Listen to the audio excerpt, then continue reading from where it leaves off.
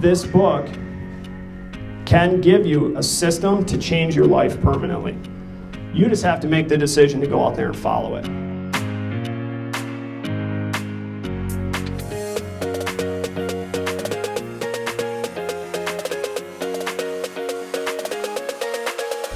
Here it is.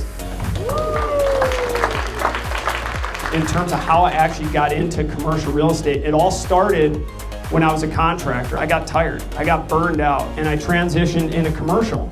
And I gotta be honest with you, it was a lot tougher than I thought it would be. And commercial, more so than residential, people tend to hold their secrets tight to their chest.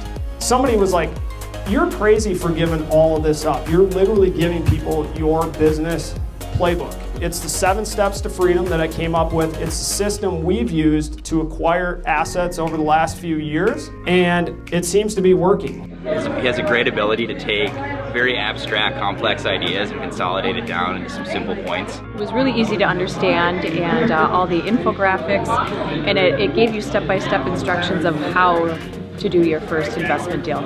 Mike's already laid out that path that I can just follow, then that's the goal, is create that passive income stream so you can have financial freedom.